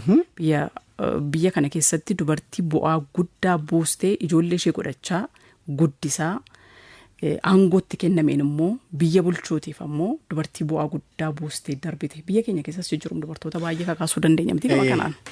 Bulchiinsa hojiin isaanii inni isaan bakkeetti hojjetaniif dhiibbaan hawaasummaa keessatti qabanii gara maatii isaaniitti deebi'anii akka isaan jireenya baay'ee mijataa jireenya fakkeenya ta'u hin jiraanne isaan gochuuf hin danqine jechuudha. Fakkeenya kan ta'an jiru. Seenaa ijoollee baay'ee godhachuu irra jirra. Afrikaa keessas maamaa Yugaandaa kan jedhamtu Maariyaan Namatanzii Baapriyyee kan jedhamtu tokko jirti. Maamaa Yugaandaadhaanii waamanii ijoollee 44 kan isheen deessee jirtu. Akka carraa ta'e waggaa 31 kan ta'e bara 2023 ilmi ishee tokkollee jira. Seenaas dhiyooti kan ishee kan sin ajaa'ibu jireenya ishee keessatti yeroo isheen ijoollee godhattu kanatti haati buddeenaa yookaan immoo abbaa warraa ishee haadha warraa kan biraa qabu jalaatii qoricha nyaachiftee fa'aa yeroo isheen lakkuuwwan kana deddeessu jalaallee ajjeesaniiru. Garuu rabbi immoo afurfaa godhee laataaf jechuudha. Egaa maama Afrikaan kun yeroo sadiitti afur deesse. Yeroo 4 immoo 3 yeroo 6 immoo 2 deesse. Haala kanaan walumagala yeroo 15 deesse tokkos kan deesse qabdi. Ijoollee 44 deesseetu akka Afrikaatti riikardii irra jirti.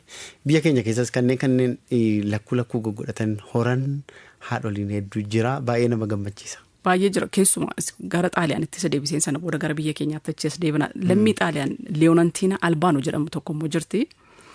Ijoollee 19 godhatte dubartiin kun. Ijoollee 19 kan ishee xinnoo kan adda godhu 19 isaanii ciniinsifatteet kan isheen deesse. Lakkuun qabdu. Si'a 19 jechuudha. Ijoollee 19 si'uma 19. Amma isheen kun yeroo 15 deesse ijoollee 44 qabdi garuu isheen immoo yeroo 19. Yeroo 19 ciniinsifatteet kan isheen deesse lammii Itaaliiti. Vaalentinaan immoo yeroo 27 ciniinsifattee deesse. Ijoollee 69 qabdi. Ijoollee 69 qabdi. Ajaa'iba miti dhugaa. Waggaatti namni tokko kan dhalatu daa'imni tokko 9 garaa kan teessu waggaa 27 guutuu. Waggaan yeroo turan harmoolii kana jabinaa rabbi laateedha. Egaa eebbamni daa'imman immoo. Eebbaa garuu jireenya wajjin waan wal qabatu baay'ina riikardiin nuyi jennu seenaama keessatti waan ta'eedha malee namni hanguma humna isaatiitti haga guddisuu danda'utti daa'imman akka hin dararamne itti godhatu waan jedhamu maatii qusadhaa qabeenyaan gahoominaan akka isaan guddataniif waan jedhamu jira biyyi keenyas hin hordofti waan kana garuu maatii qusadhaa jechuun maal jechuudha ijoolleen kun akka karaa irratti hin kufne beelaan hanqina nyaataatiin akka rakkanne ofii keessaniis harmeenis akka rakkanne akka hin duune sababa da'umsaatiin. Namni dhalatee jennaan guddachuu qaba waan guutamuufi qabu guutamee fi guddachuu qabaadha malee dhalan godhatinaa jechuu miti. Hubannoo dogoggoraati kuma kana. Namoonni keenya yeroo baay'een karoora maatii yeroo jedhamu ijoollee tasumaan godhatinaa osoo hin taane ijoolleen kennaa rabbiiti mitiiree rabbiitu namaa kenna. Kanaafuu ijoolleen gara addunyaa kana irratti dhufte daa'imni gara addunyaa kana irratti dhufte nyaata dhabde yookiis immoo wantoota barbaachisoo dhalli namaa guddachuuf barbaachisu tokko dhabanii rakkachuu hin qabanii. Kanaafiyyuu yoo qabeenya hin qabnu ta'e qabeenyi nuyi qabnu kan ijoollee tokko guddisu yoo ta'e ijoollee 10 itti finne. Hin rakkisnu kan jedhudha karoora biyya keenya qabattee jirtus kanaafi dubartoonnis ta'e namoonni biyya keenya keessa jiran karoora maatii akkaataa humna isaaniitti fayyadamanii karoora maatii mootummaan jedhu kana raawwachuu qabu. Harmee ajaa'ibsiisoo ta'an addunyaa keenyaa himuuf jenneetu tariitu akkasii nama hawwisiisa ta'a garuu seenaa isaanii guutummaatu isinitti himne rakkoolee isaan keessa dabarsanii guddisan bal'aadha yeroo biraa haasa'uu dandeenya waan ta'eef egaa yeroo keenya wajjin deemuudhaaf xalayoota keenya tafa. Xalayaa biyya koof jenna. Qabiyyee keenya gara dhumaa kana. Xalayaan biyya koofi alanaagaa yeroo baay'ee wantoota baay'ee irratti barreeffameera. Kan barreessitee waayiluma keenya kan taate kan wajjin hin jirtu biliseedha. Intala ishee gorsiti. Ilaamee intala koo itti. Ilaamee kana haadhatu intala ishee gorsa. Bakka haadholii hundumaa buuteetu. Intaloota isaanii akka isaan ilaalaniif garuu ati intala koo itti barreessiteetta. Xalayoota kanneen biroos qabna boodarra walitti deebina. Egaa xalayooti biyya koof jennee nuyi barreessinu namoota biyya keessanii akkaataa isinii dhufeen akkaataa isinii mijateen barreessaa nu ergaa jennee jirra. Telegiraamii keenya irratti namoonni nu ergaatu jalqabanii jiru. Toorri telegiraamii keenyaa isin ittiin xalayaa keessa nu barreessitan akkasumas seenaa jiraatame kan ittiin nu eertan Duwwaa 9636565 Duwwaa 5 irratti. Nu barreessaa Hiyoobii Media for all hiyoobiimedia@gmail.com kan jedhu imeeliis qabna karaa sanas nu barreessaa jennaa qubeetti xiqqaadhaan Hiyoobii Media jenneetu jirra egaa karaa kanaan nu argattu jechuudha gara xalayaatti darbinu. Nu faana tura.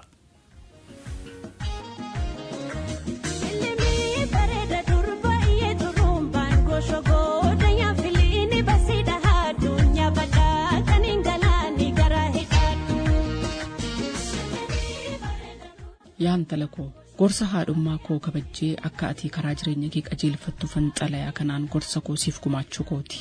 Waa'ee jireenyaa miidhamanii barachuurraa kan jireenyaan baraterraa fudhachuun ogummaa akka ta'ee fi intala qalbii qabeettii gorsa harmee ishee dhageessu akka taate waanan hubadheefan xalayaa kana siif barreesse.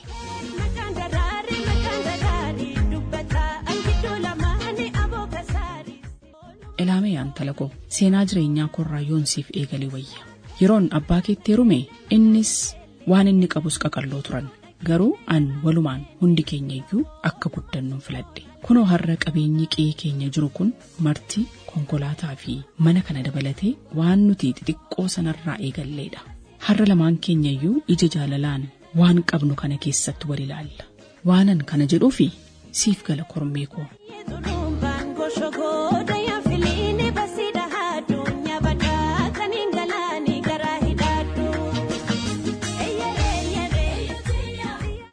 Mee suuraa gaa'elaa keenyan mana keenyaatti fannifamee jiru kana ilaali.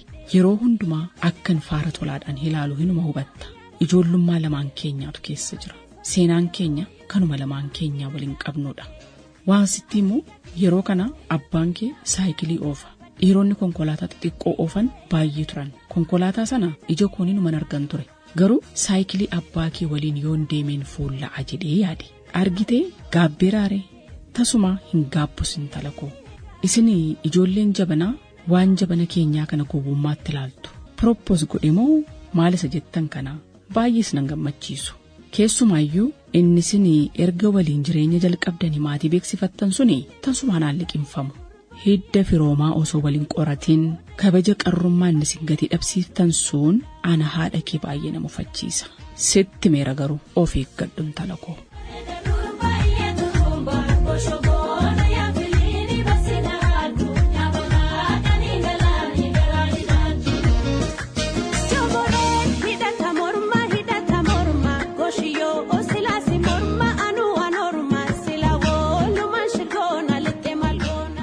Dhiirri abshaalummaan hin ilaalan taanaan rakkoodha.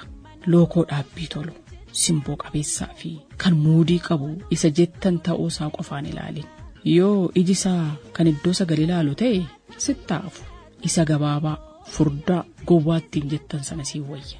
Dhuguman siin jedha jireenya kee balleessee si dhiisee sokkaa beeki. Hubattuu ta'e intala koo jaalalli namaa bifaan hin safaramu waan ta'eef aadaa fi duudhaa keenya ganamaas hin dagatinaa. Intala koo atii fi abbaa warraa kee maaddii xiqqoorraa soorrachuu maltu. Na amanii soorati xiqqoon jaalalaan yoo soorratan nama quubsiti. Yeroon immoo inuma jijjiirama. Abbaa warraa kee waliin waan hunda dabartee bakka hawwitan ga'uu dandeessu.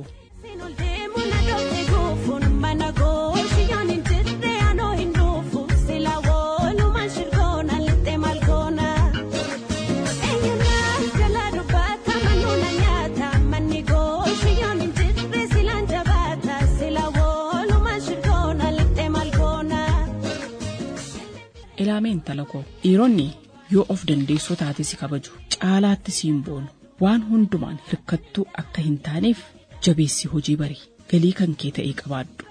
Yeroo of dandeessu kana garraamii ta'e malee immoo galiin kee jaarsa kee irratti akka boontu sin taasisin dubbii balleessita. Kabaja abbaan manaa kee qabu utubaa manaa ta'uu beeki. Waasitti immoo gaa'ila dura namni sitti hin tolle gaa'ila keessatti wal baruudhaan walitti barraa jettee yaadu sirrii miti.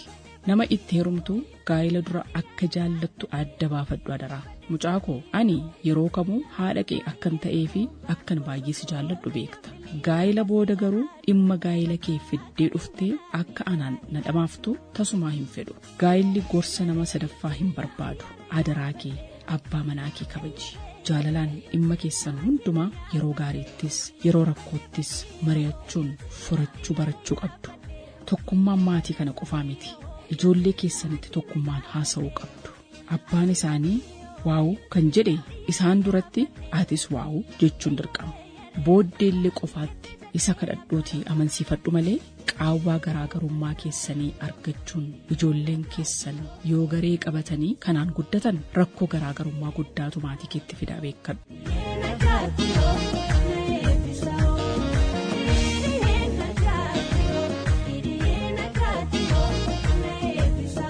Kana qofaa miti ijoollee keessanii waliin yeroo maaddiitti dhiyaattan qofaan hin nyaatinaa. Bakka tokkotti nyaachuun jaalala maatiif baay'ee murteessaadha.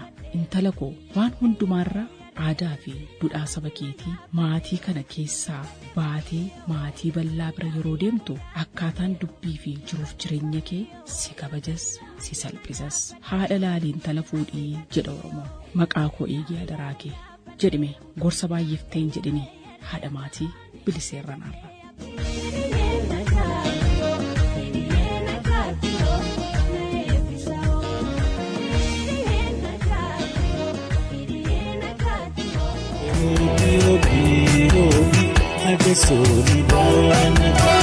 Mama. Ayo. Tete. Harme. Akko. Mama. Harme. Ayo. Haati maatii hortee biyya tokko taati. Haadha maatii biyyaa biyya. Ilillii naddaatti yoo na eebbisaa jette. Arsii keessatti guyyaa gaa'elaa sirba sirbamudha garuu uummati keenya aadaa garaagaraa qaba. Keessaa sirna gaa'elaa irratti guyyaa isheen manaa baatu sirna guddaan raawwatama. Sirna fuudhaa fi heerumaa. Isa duraa garuu haadha qofadha kan intala see gorsaan gaa'ilaaf geessisu jechuudha gorsee. Guyyaa sanatti garuu hiriyoonni ishee yaa'aniitu haala kanaan sirbaniitu ishee simatu. Egaa biliseen immoo yaa intala koo jetteetu gorsa haadholii maraa gorsitee jirte jechuudha. Waa'een intalaa dhuguma gorfamuu qabudha. Haadholiin intala isaanii gorfachuun dirqama. Maaliif sitti fakkaate egeree isaanii gara boodaa agarsiisuudhaafi waan ofii dabarsan muuxannoo ofii dabarsanii fi waan bara jireenya isaanii keessatti argan waan isaan irra ga'ee fi waan ilaalaa dabarsan kana dhala isaaniif yoo dabarsanii qabeenya guddaadha waan ta'eef maal jedhu sitti fakkaate Yoonaas durba tokko gaafa kaadhimachuu yookaan jaallachuuf jedhanii haadhi ishee maal fakkaattii jedhu. Haadha laaliin tala fuudhii jedhu. Kanaaf egaa haadhattiin humna akkas jettee gorsitu kun mataan ishee haadha akkamiitii yoo jenne tilmaamuu dandeessaa jechuudha. Bilisee. Walitti dhufeenya ijoollee durbaa fi haadha gidduu jiru murteessaadha baay'ee maatii keessatti keessumaa ijoollee durbaatii fi ijoolleen durbaa hiriyaa ishee dhuunfachuu dandeessi. Abbaa inni uffatti obbolaa ishee obbolaa dheeraa qabdi taanaan obbolaa dheeraa dhuunfachuu hin dandeessi. Wanti hundi ni himamu. Wanti hunduma isaa hin himattu. Keessumaa yeroo umriin isaanii dabalaa deemu waggaa 12, 13, 14 gaafa ta'a deeman ijoolleen durbaa haadha isaanii wajjin walitti dhufeenyi isaan qabanii jabaachaa deemuu qaba. Akkasis ta'uu qaba. Baay'inaan magaalaa kana keessatti kan mul'atus waan akkasiiti. Hiriyaa godhatti haadha ishee wajjin dubbatti rakkina ishee haadha ishee wajjin dubbatti yoo dhiirri karaa irratti waatti dubbatti galtee haadha ishee wajjin dubbatti. Dubbachuun hin hafuusila. Haadha wajjin mari'atti. Haadholiinis immoo abshaalamiti umurii sana keessa wanta dabarsan sana beeku sababii ta'ee fi ijoollee durbaa isaanii ofitti butu. Ta'us immoo qaba kan kanan goone yoo jiraatanii kanarraa baratan. Ijoollee durbaatiif. Propooziin jettan sun badanaan taanee itti mitiire. Propoozii godha. Amma dhuguma maatiin guddisanii waggaa 18-20 ga'anii yuunivarsiitii barsiisanii hojii qabattee asumatti gurbaa fuuldura ishee jilbeenfatu tokko yeroo argitu akka abbootiitti waan baay'ee akka aadaatti keessumaa akka aadaa Oromootti. Akka aadaa Oromootti kuni waan ta'uu hin malle.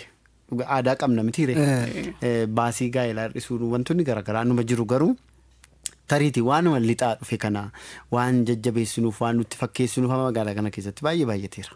Abbaan beekaa haati beekaa wanti kun sirrii mitii gadheedha jenneetti moggaasuus osoo hin taane wanta amma ta'aa jiru kun seera isaa kan eege seera aadaa Oromoo keessatti gurbaan gaafa sana jala jilbeenfatu sun akka aadaa Oromootti jaarsolii ergee xalayaa ergee hoolaa duukaa ergee re'ee duukaa ergee yoo kan hundumaa dhabeeyyuu akkuma humna isaatti immoo nama tokko ergee intala keessan jaalladheeraatii jedhee namni tokko dhaqee haasa'eefi jira ergiisa haasa'e booda osoo ta'e otoo jilbeenfatee jilbeenfiisa gaarii nuyyuu gargaarree jilbeenfannaaf silaa rakkoo maalii qaba. Hedduma qoratanii wal fuudhuu wanti jedhamuyyuu saayinsiin kan mirkanaa'edha aadaa Oromoo keessatti amma gosawwan Oromoo garaagaraa jiran kana keessaa gosi waliin fuunee jira.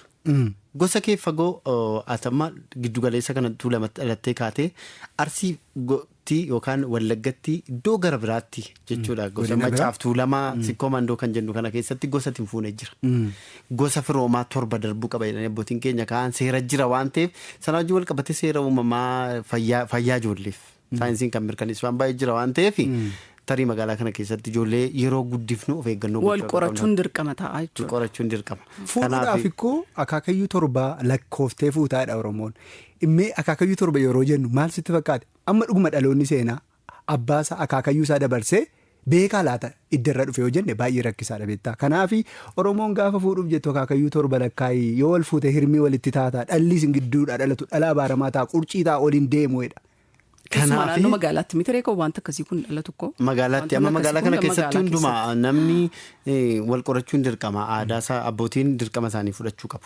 Biyyi guddataa adeemtii namni walitti baay'ataa deema waan ta'eef of eeggannoo gochuun barbaachisaadha waan jedhuufi kana yeroo biraa guddisa daa'immanii wajjin wal qabatu mata duree baay'ee qabna. Kanaaf nu ta'a biloo qalamni kee mirgisu. Tole. Ayyee amma immoo yeroo keenyaaf jecha kallattiidhumaan gara xalayaa biyya koo isa lammaffaatti deemna. Hiriyyaadhaaf kan barreessine. Ayyee hiriyyaan nama akkamiitii kan jedhume xalayaa sana dhaggeeffannee boodarra immoo kan waliin haasofnu ta'a. Hiriyyaadhaaf kan barreessee waa'ilma keenyaa Yoonaas Mangashaati mee xalayaa hiriyyaan maal akkamiitii ilaallee dhaggeeffannee walitti deebina. Ijoollummaarraan eegalee dabarsee yaadadhu garagalii yaa hiriyaa ijoollummaarraa eegalii waa wajji dabarsine yaadadhu garagalii. Ati nama ajaa'ibaati. Baay'ee namatti tolta. Alaaf amala keen jaalladhe. Har'a waanan kolfaa jiruuf sababa keetiin ati nama wal argite hundaaf kennaadha. Namootatti akka tolu gochuudhaaf ati kennaa addaa qabda. Yeroo si waliin dabarsuun na gammachiisa. Wal arguu keenyatti baay'een gammadaa jedhee akka nama ajaa'ibsiisaa taate nama hundatti yoo hime yookaan himte inni si jaallateera yookaan isheen si jaallatteetti. Hiriyummaatu siin jalqabuufi ajaa'iba. Eessaaf akkamitti akka inni jalqabu beekuu baannusi kennaan addaa uumaan hima namaaf kennu tokko jira. Hiriyummaa. Hiriyaa koo, michuu koo, saayiba koo, koodee koo jennee maqaa isaa mararfanne illee hin waamnu ta'a. Tarii gaafa rakkoo wal dhabuun dhufte garuu marartee wal waamuu mala. Utuu waliin dhabiin garuu maqaa namoonni biroo waamanii waamuun gonkumaayyuu nutti hin tolu. Maqaa dhuunfaa keenyaa qabnaaf ta'a. Maqaa xinnoo, maqaa gabaabduu, maqaa kolfaa, maqaa hiriyoonni ittiin wal waaman, maqaa maatii nuun baasiniif.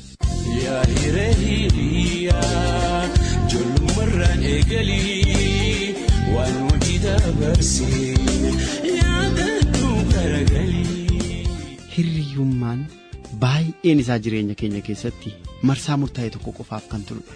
Yeroon guddinaa sun yeroo xumuramtutti ijoollummaatti michummaan sun diigamuu danda'a ta'a. Hiriyummaan umurii guutuu akka turuufi wanti dhuguma adda ta'e isin gidduu jiraachuu qaba. Walitti dhufeenyi yeroo fi bakka irra darbe jiraachuu qaba. Hiriyummaan gosa kanaas haala murtaa'e tokko barbaada. Namoonni bara jireenya isaanii guutuu kan jijjiiraman yoo ta'u hiriyummaan isaanii akka turu yoo barbaadan eeguudhaan waan wal fakkaataa gidduu isaanii jiru jajjabeessuudhaan itti fufuu qaba jedhama.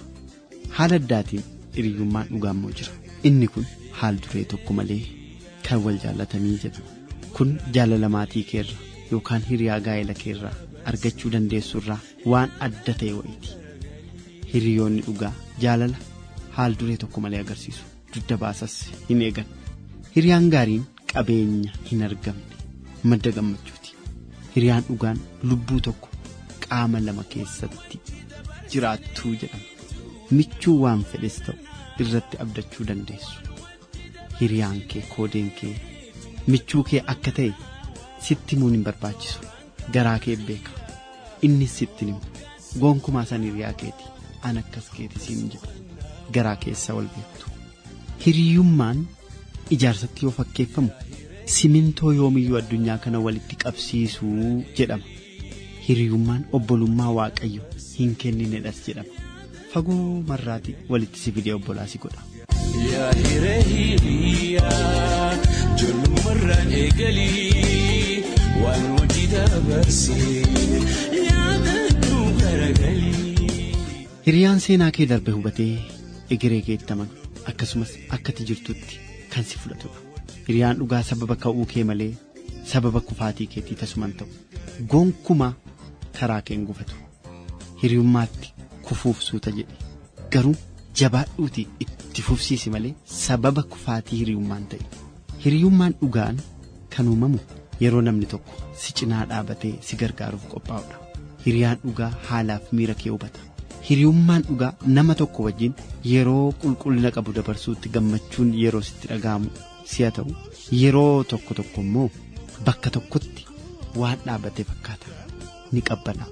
Kana keessa garuu amanamummaan, garraamummaan, walqixxummaan hundee hiriyummaa dhugaa waan ta'eef jabeessi eegi. Hiriyoonni waan gaarii si keessa jiru warra jajjabeessudha, warra baasudha, warra kunuunsudha, milkooma keef warra hojjetudha. Yeroo hundumaa siif kan jiran yeroo gaariif hamaa cina kee kan dhaabbatanidha. Hiriyoonni kee gonkumaa kophummaan akkasitti dhaga'amu waan hin gooneef siif namoota addaati. Yeroo abdii kutachuun sitti dhaga'amu qabanii wal si kaasu. Gaafa xiiqii si bira jiru, gaafa karaarraa maqxe sitti eekamanii karaatti si deebisu hiriyoota keeti. Yaa hiriyaa ijoollummaarraan eegalii waan wajji dabarsee yaadadhu garagalii. Hiriyaa jechuun kennaa ofiifati kennitudha. Ofuma keetii ofii kennita. Rabbi akkati filattuuf carraa sii laate. Hiriyaa dhugaa tokko yoo qabaatte madda qabeenyaa ati addunyaa kanarraa argattu inni guddaan harka kee keessa jira jechuudha. Hiriyaan dhugaan nama yeroo hundaa bakka kee buuftee ati filattudha. Hiriyaa kee waa gaafatteennaan fedhiin kee deebii argateera jechuudha. Hiriyoota sirrii taayoo qabaatte abjuun kee hundi galma ga'uu danda'a. Hiriyoonni kee yoo si cinaa jiraatan qormaanni kamiyyuu si mo'atu. Maatii isaa wajjin namni hundi deeggarsa hiriyoota isaatii barbaada. Maatii keessaa dhalanne dhiifne immoo yeroo itti hiriyoota keenya filannutu jira. Jaalalli hiriyummaa ni bareeda. Hiriyummaan ni caala. Hiriyaa dhugaan jedhe malee immoo hiriyaa haalli walitti si fidee haalli gargar si baasu miti. Hiriyaa dhugaa, hiriyaa lubbuu, ifa dukkana keessaa, saayiba keessi jabaa, nama koo kanatti ittiin jettu. Warri akkasii qabdan ayyaanamtaniittu. Warri hiriyaa dhugaan qabaanne of ilaalaa. Hiriyaa dhugaa yoo qabaattan of bira tursiisuuf, hiriyummaa keessan waaressuuf bu'aa ba'ii jireenyaa akka gargar isin hin baafnetti jabeessaatii irratti hojjedhaa. Hiriyummaa gaariin bara jireenya namootaa bareecha. Yoonaas Mangashaan ture.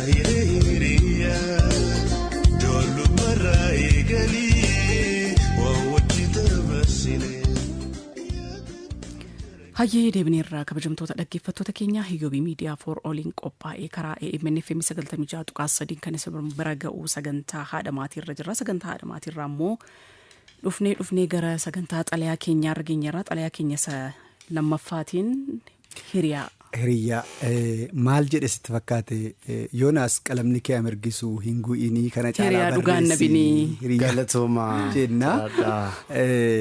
Maal jedhe sitti kokkolfeennaan yoom walagarra jedhee si beellamennaan namni sun hiriyyummaa kee barbaadeeraa badaarraan fagaatinii jedhe. Akkas jechuun namoonni hiriyyummaa namaa barbaadan utuu nama tokkotti naaseen utuu waan tokko namatti dubbatin hiriyyummaa hin dhufu mitiiree hiriyyaa uumuudhaaf jalqaban ilaaltaa haala isaa gochaa isaa ilaaltaa ergiisa jaallattee booda itti haasa'uu dhufa itti kokkolfuu dhufa wajjin haasa'uu dhufa waan ta'eef hiriyyaa yeroo nu jennu hiriyyaa koorniyaa faallaa ta'e osoo hin taane hiriyyummaa numti koorniyaa tokko keessa jirudha kan nuti haasaa jirru.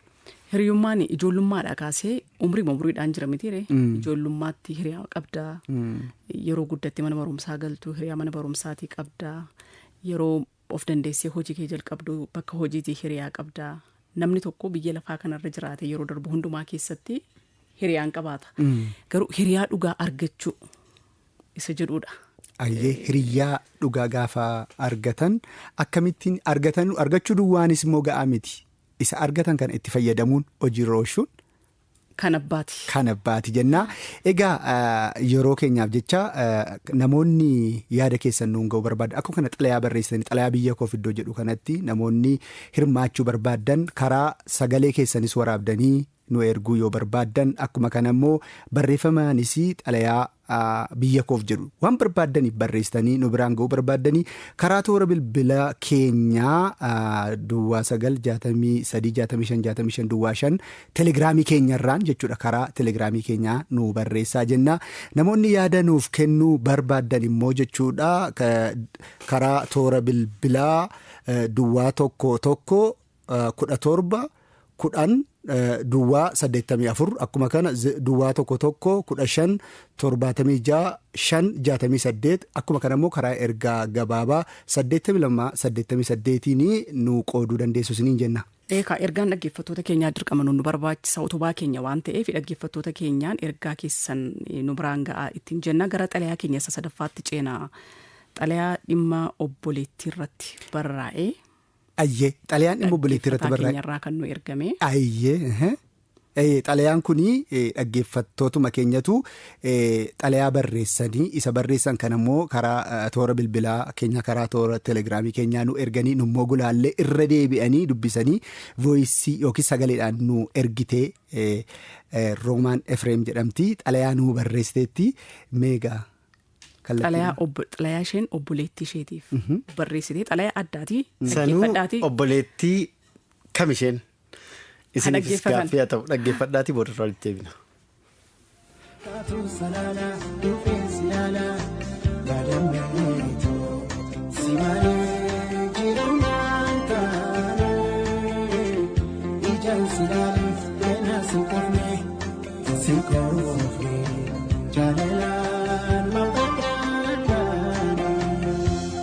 haga nagaan koo obboleettii koo isheen dhalanneef ishee gadameessi haadha koo akka ta'e qofaan taasistee fakkaattii koo isheen qofti yaadaan ishee suuressee beeku yeroo hundaa yaaduuf obboleettiin haadha itti matanii falan dhaban mari'atanii mariin laafan gaafatanii homaan dhaban obboleettiin icciitii ofiiti mudaa dhoksiti obboleettiin obboleettii ofiiti obboleettiin obboleettii obboleessaati haadha lammaffaadha haadha jaalalaadhas fakkaattii koo obboleettiin nama lafaftu haalaan nama dhiistu waa hundaa guutuu taasistee qe'ee bareechiti malee har'a miidhaa obboleettii dhabuun yookaan shamarreen tokko qofaa taatee dhalachuun qabu. Keessumaa immoo jireenya baadiyyaa keessatti obboleettii mudatuun xiqqoo haasa'uu barbaade. Gara baadiyyaa sanatti obboroo namni ishee dursee hin dammaqu. Suuta ribaa kaatee manaaf qe'ee qulleessitee ibidda ishee dibdee bulchite gaggalagalchitee ho'ifattee iddoo tokkotti ciree iddoo biraatti immoo buna. Mana guddaaf bakka nyaatitti qophaa'u gidduu lafti ishee hankaakaa ciree ishee qopheeffatti. Kanuma hundaa immoo hojjechaa mana barnootaa isheefis immoo of qopheessiti. Akkuma nyaati ishee qophaa'een miseensa maatii hunda ribarraa akka dammaqaniif cireen qophaa'ee raakaa. Isheen ammallee hojii marra jirti. Utuu obboleettii qabaattee agartanii isheen tokko erga qopheessite yookaan illee wal gargaaranii hojjetanii isheen kaan immoo deemtee jirarribaa kaastee diddeessiti. Amma garuu qofaa isheetti jabaachuun dirqama. Kun akkuma shamarran baadiyyaa kamittiyyuu anaafis gocha koodilee guyyaa guyyaa ture. Shamarri manaaf tokko qofa ta'uun miidhaansaa hedduudha. Magaalaaf baadiyyaatti sulfaatinni isaa wal caaluu mala. Akkas jecha gabaabaan ibsuu dadhabullee miirri obboleettii malee dabarsan salphaatti kan ilaalamu miti jedhee yaada. Yeroon kana jedhu hojii mana keessaa qofaan utuu hin taane kan haadha isheetti hin himanne hiriyaan immoo orma itti ta'u dhimmoonni ofii jiraachuu malu. Yeroo kana qofaa taati waan hunda ofii ishee yaadaan buustee baasti.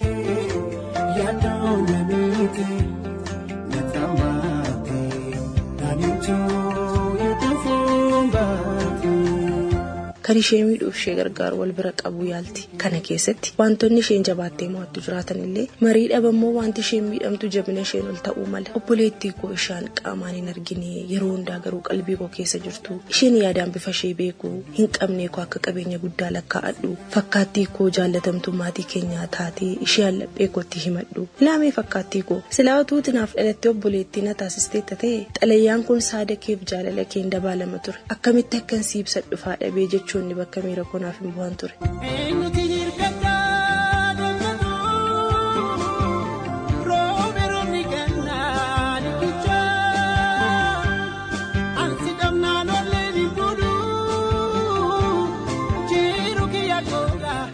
Haati koo siinaaf da'uu dhiisuu isheef gaaf harmeef abbaa koolleen komadha. Namoota baratan ta'uu isaanii yaadaadhama. Karoora maatii fayyadamuu isaaniin abaara. Miiroftuun ta'a. Maal qabatooti mana keenya keessa jiraattee jedheen qofa ofitti taasa'a. Dhala maatii koof kan kenne uumaa ta'uu isaalleen dagadha. Utuuti jiraattee jedheen irra deddeebi'a. Utuun jedha. Jedheen immoo xiqqoo yaadeen obbolaa koo dhiiraa kanaaf immoo garaan namoo ga'a. Obboleettii gaarii ta'uufiif hin dhama'a. Obboleettiin fakkeenya gaarummaati jedhee iddoo yaaduuf iddoo kee hundaafan bu'a jedhee yaada. Chuu kee ofitti meen warran qabuuf guutuu ta'uuf carraaqa. Utuutti hammaatu fakkaattii koo utuutti nuuf dhalattee argite akkam guutuu akka ta'u waa hundi sababa waliin kanan irra naqootatii siin jedhuufis warra uka jala wal kaawwatanii obboleettii koo jedhanii wal saadaa bakka hundatti waliin argaman taa'ee naafeen fakkaattii koo manaa ba'uuf yaadeefaan qofa ofitti ta'a. Yaada kaasa'uu barbaadeen namumaan marfamee nama dhaba. Of ilaaleen inaaffiin jeeqama. Achi qaqqaaburii kootu gama kan kookorii. Kan jaalattiin beekaa yaadoon nama gubaan baarii. Ilillii koo qabeenya laphee koo fakkaattii koo utuu ati jiraattee addunyaan kun kanuma koo taatee natti argamti. Har'a si malee jireenyi maal akka fakkaattu si barreessuuf yaadeeni achumaan immoo shamarranii qofa otoo hin taane obboloonni koo dhiiraallee obboleettii isaanii warqee isaanii akka kunuunsataniin dhaamuufii barbaade. Yeroon kana jedhu obboleessas gatii faayidaa isaa dhoksuuf miti. Obboleessi utubaa maatiiti. Kabaja qaheeti. Obboloota koo waaqni sin badhaasee obboleettii qabdan. Hireen jiru adda sin baasee alaalatti yaaddan. Warri immoo waaqni siniif qajeelchee wal faana jiraattan. Obboleettii keessan kunuunsadhaa yaada ishee dhaggeeffadhaa. Ani isheen obboleettii hin dhalanneef lapheen na boora uyyuu uumaa waliif na usluma nu badhaaseera maaliin iyyuu sinitti hima. Garaatoo gaarii waliif yaada. Garuu mootarii wanti harkarraa qaban baay'ee namatti hin beekamuu fi laata jedheen malee.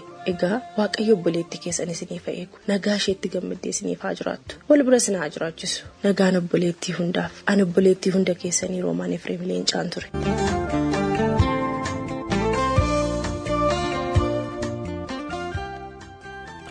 Walitti deebinee jirra. Roomaan Efreem Leencaa galatoomsiin jennaa kobbeen kee mirgisuu jennaanii egaa yeroo baay'ee maatiin itti yaaduu waan qaban natti fakkaata waan kana. Xalayaa bareedaadha kan isheen nu barreessite obboleettii mana keessatti hin dhalanneef obboleettii hin qabdu. Obboleettii hin qabdu. Kan xalayaa ishee irraa hubateetti. Obboloota koo dhiiraa itti obboloota dhiiraa qabdi garuu obboleettii hin qabdu tokkittiidha durba tokkittiidha mana keessaa. Isheen manaaf durba tokkittiidha. Yeroo manaa baatu yeroo haasoftu obboleettii of biraa dhabdi nama biratti ilaalte. Akkas jetti. Hirruudhaa jettee. Namaan marfameen qobummaan kun itti dhaga'amaa jetti. Baay'ina namaa miti kan hanqina hirruu obboleettii kanaa kan sii guutu isa obboleettiitti himattu namatti himattu waan ta'eef hammam namaan yoo marfamte iyyuu hammam maatiin yoo baay'ate iyyuu bakka hirruu sana guutuuf hin dandeenye. Hin danda'us immoo. Kanaaf maatiin itti yaaduu qabu keessumaa ijoollee durbaa qofaa dhalatan dhiirota qofaa dhalatanii obbolaa isaanii wal biratti wal gorsuuf walitti taasisuun numa namatti tolaa dhuguma obboleessaaf obboleettii dhabuun miidhaa qaba. Maatiin maalitti yaaduree waaqatoo namaa kenna. Waaqan namaa kenna garuu amma qusannaa maatii wajjin wal qabatee amma magaalaa kana keessatti yookaan fudhatu ta'e namni ijoollee 2 ijoollee 3 sila waa dubbisaan ture giddu galeessaan 3.81dha. Finfinnee keessatti haati tokko daawuu kan dandeessu 2 kan godhatan 3 kan godhatantu jira 5 6 kan godhatantu immoo jira garuu ijoollee 3 ol godhatu giddu galeessaan. Garuu gidduu kana waan hin nagahee keessaan immoo magaalaa Finfinnee keessatti ijoollee 8 kan godhatanis jiru. Sanaa olis jiraachuu danda'a. Magaalaatti sodaata jireenya haati kun jajamuu qabdi. Hojii dhiistee jiruuf jireenya ishee dhiistee. Walitti dhufeenya jireenya hawaasummaa ishee kanaan dura hiriyoota ishee wajjin qabdu sana hundumaa hirristeetu teessee ijoollee ishee guddistee haati kun. Iyyee dhugaadha kanuma wal qabatee maal sitti fakkaate karoorri mootummaan silallee kaasnetu karoorri mootummaas hin dhalatinii daa'imni hin dhalatin jechuu osoo hin taane daa'imni dhalate sunii guddachuu qabaa waan isa barbaachisu argachuu qabaadha. Kanneen humna qaban ijoollee isaanii jiraachisuu danda'an yoo ijoollee godhatan. Kunoo akka kana itti dhaga'ama taanaan ijoollee isaanii godhatan. Amma humna isaaniitti ijoolleetu ittiin hir'isiin godhachuun gaariidha jennaa agarsiistuu isaas kanadha. Egaa qophiin Yoobii miidiyaa for all AMN FM 96.3 irratti simbiraan gahaa jiru sa'aatii 10 walakkaa irraa kaasee haga kanatti sinfaana turree jirra. Yeroo daqiiqaa muraasa nu hafe. Dhaggeeffattoota keenyatti nagaadhaan mannee ba'uufennaa nama 7 nuunaa jedhu. Fayyisaa Araarsaa Shaggarirraa qophiin keessan baay'ee natti toleera nuun jedheera. Egaa warri kaanis akka nu barreessan abdannaa tariitii intarneetiin adda jechituun nu biran geenye ta'a. Torban gaafa dhufnu garuu baay'een akka nu barreessu abdan. Hayyee sagantaa kana egaa qophiin kun akka isin bira ga'uuf isin keessummeessaa kan turree Anisqeel Arga'uu Bilisee Irranaa fi Yoonaas Mangashaa ta'uudhaan egaa haga torbanitti nagaa kan dhaammannu ta'a. Namoonni nu barreessuu barbaadan karaa bilbila keenya karaa telegiraama keenya namoonni ergaa nu biraan ga'uu barbaadan karaa bilbila keenya duwwaa 963 65 65 duwwaa 5 yaada keessan nu biraan ga'a. Xalayaas ergadhaa torban kan isinii dubbifnu ta'a yookaan immoo dubbisaatii ergadhaa isiniin jenna. Yoobii miidiyaa xixiqqoodhaan HIYOBI miidiyaa Yoobii miidiyaa gmail.comiin yaada keessan nu barreessuu dandeessu. Tooraan yuutuubii keenya telegiraamii keenya hordofuudhaan sagantoota keenya darbanis hordofuu dhaggeeffachuu yaada nu kennuu dandeessu ulfaadhaa isiniin jenna. Egaa torban gaarii isiniif torban milkaa'ina isiniif ta'u harmee keessan kan itti kabajan kan itti jaallattan kan itti leellistan isiniif ta'u qophiinaadha maatii har'aaf jenne goolabneerra. Torban sagantaa kan biraadha wajjin walitti deebina hangasitti nagaatti isaaniin jenneerra.